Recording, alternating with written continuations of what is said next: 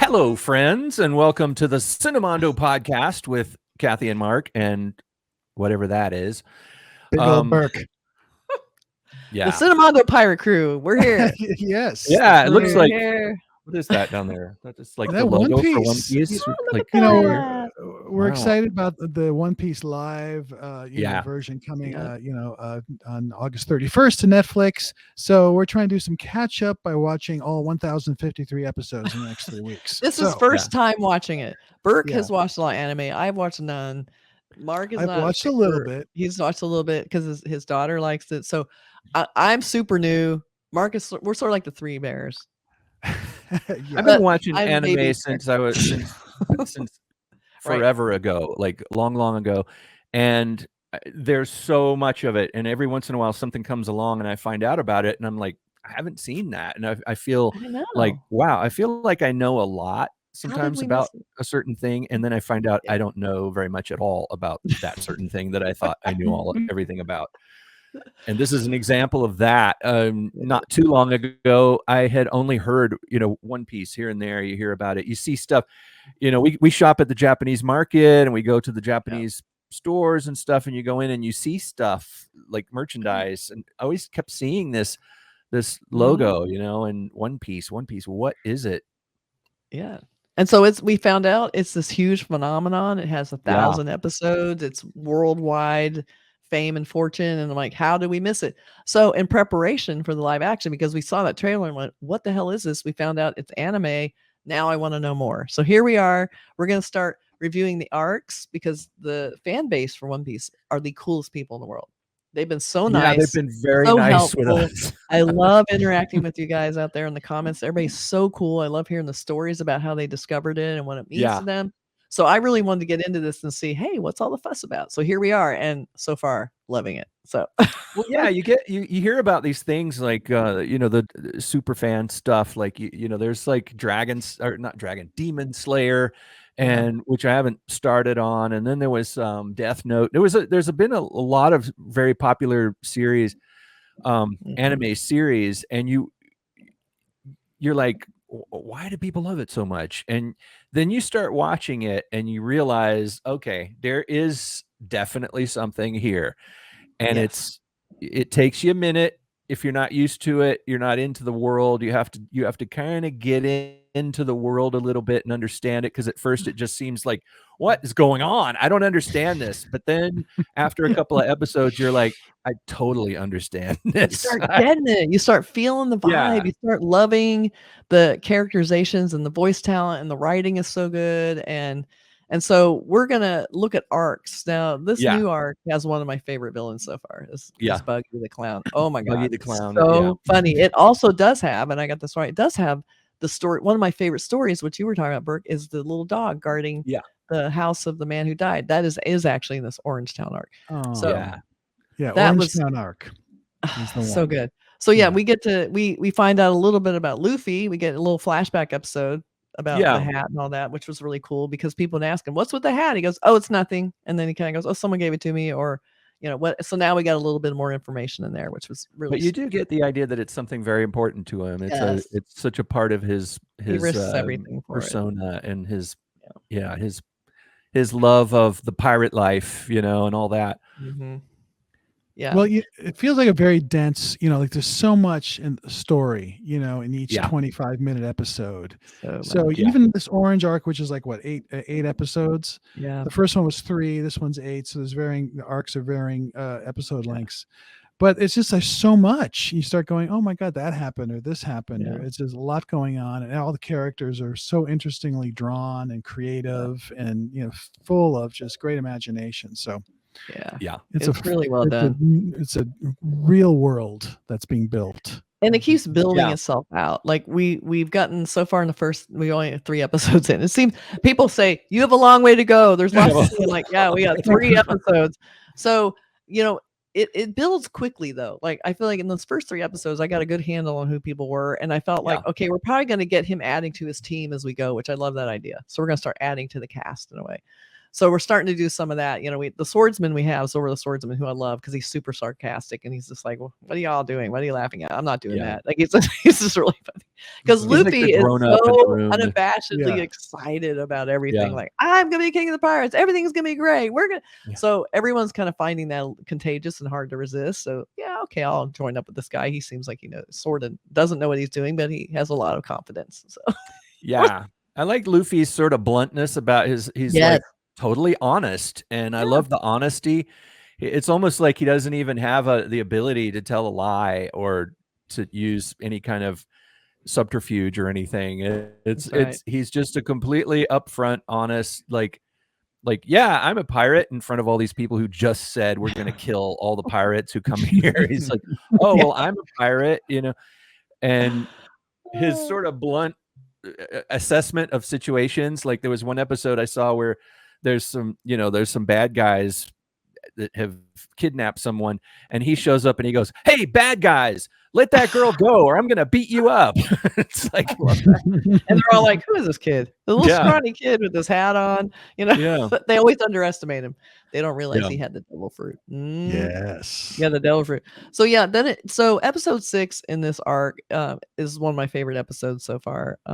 It's about the little dog that is guarding the store, even though the man's died a long time ago. That was such a nice, heartbreaking, just such an emotional episode. And that's when all of a sudden I went, oh, this show is doing a lot more than just being silly and crazy and funny villains. It's like actually doing really nice, like emotional things. And so that got my attention when that happened because that was so sweet. The whole storyline was so cute. Yeah, and it doesn't do what you expect at first. When you first meet that dog, the dog is kind of a jerk, Yeah, he's like guarding. He's his job.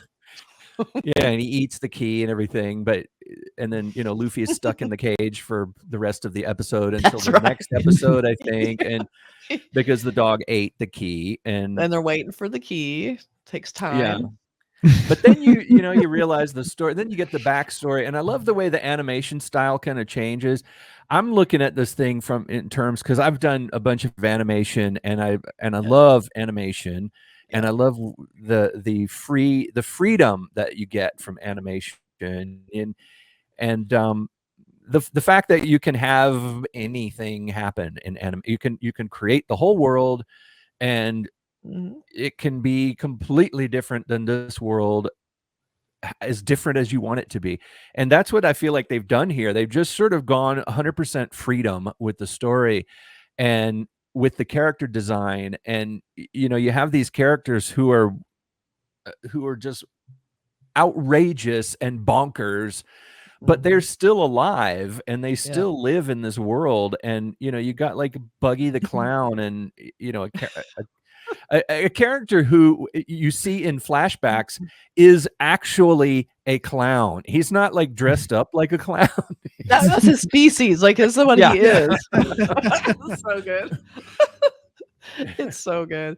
And taking Luffy out of the equation in a way, putting him in a cage that other characters kind of shine in a way. And the reason he got put in the cage is because Nami, is it Nami or Nami? She tricks Luffy, which I found so interesting. And then I was thinking, is Luffy ahead of her or not? Turning him in, which is like, what the hell, man?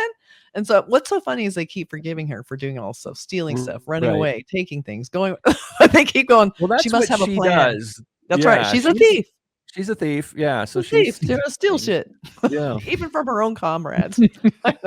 Yeah. And then we also have Zoro. He's injured, but he still puts up a good fight, and I like that too, because he's supposed to be this big, the best swordsman in the world. Yeah. And yet, even though he's injured, like instead of just sort of letting it go for a second to heal, he's willing to risk it all anyway, just to prove still, even in his weakened state, that he can win. Yeah. He's like Burt Reynolds in Deliverance. Yes, there you go. He is. Yeah.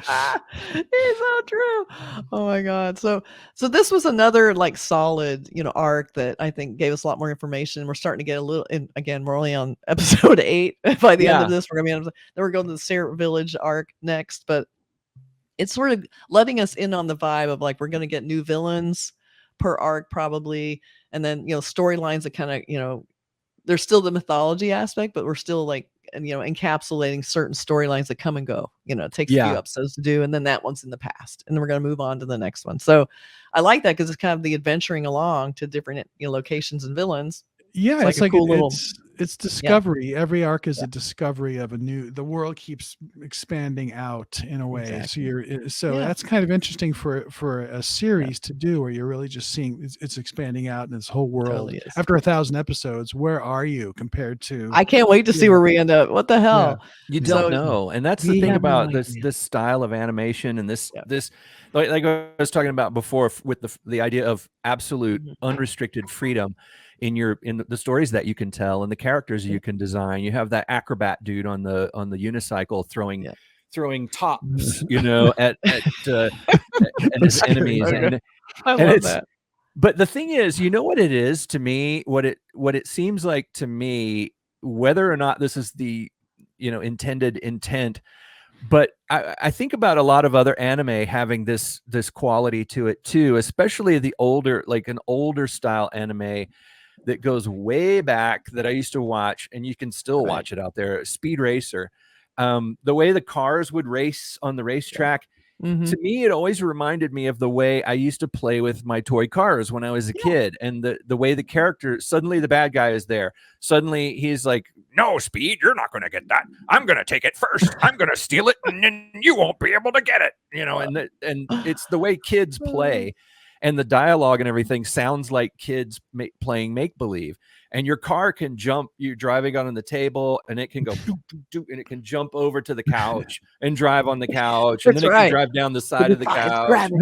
Yeah, exactly. And that's how kids play with their toys. And to me, with One Piece, it's kind of like the make-believe land, the make-believe world that kids who are outside in the yard playing, running around in the yard, and suddenly your yard is an island, and you're these weird pirate people or something, but you're not exactly pirates. And I can stretch and I can do this, and I have a sword, and it's maybe just a stick or something, and I have 3 swords and you've got 3 sticks, but the way kids can just believe that stuff, and the way the story can just turn in completely odd directions, and let's go over there and play over there now, and suddenly there's some mud, so it's like, okay, that's quicksand, and the dog is a giant tiger that a guy has, and I love that aspect of it. That's imagination, and it sort of encourages imagination.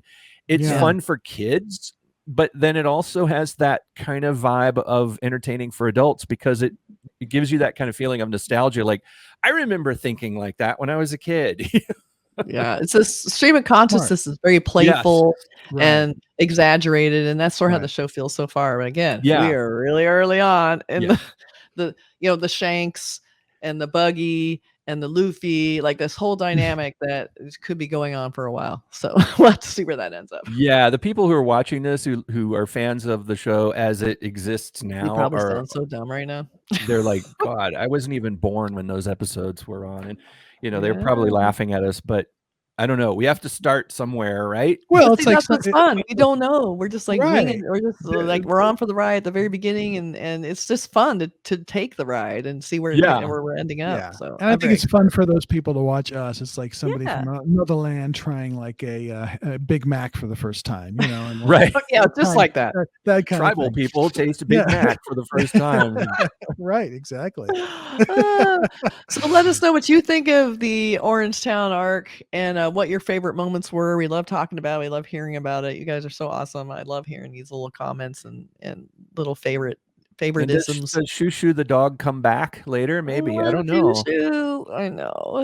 I wonder about things like the little boy. Remember the little boy in the very first episode? Who joins the Marines? Does he ever come back? I mean, we gotta see. Spoilers. It would be interesting, like maybe in 5 years, if they encounter the Marines and they see it, that he's still a member of the Marines or something. And he's grown up and he's all ripped. And he still has that pink hair. He's still got the pink hair, the big round glasses. Anyway, so let us know what you know in what you think about in the comments. We're all really getting really excited about One Piece live action coming soon. Yeah, we're having a lot of fun with this. And that's, you know what's fun about that? We all get to discover the live action thing together. Like, Yeah. they may be ahead of us by 1,000 episodes right now, but we're all gonna be at episode number 1 pretty soon. Yeah. Yeah, And 'cause we'll I do think those that- week to week. You know, Yeah. we'll review those each Yeah. episode as they come out on Netflix. Yeah, from so our make sure limited perspective. Unless they all come out at once, which they might. they might, but we're It's still gonna do one Netflix. at a time. Oh, okay. All right. But I think it's gonna All right. start with the very first episodes. I think Yeah. it's gonna start at the beginning, so maybe we're doing this right. I recognize some of the sequences in the live action now. I understood what was happening, so I think that's Right, sort of what it is. So There's some videos on YouTube that compare, that show the yes, the anime and then the live action I love version that. of the same scene. It's so good. Pretty right. cool. Good. See you guys. See you everybody. crew later. Thank you. Bye. Bye.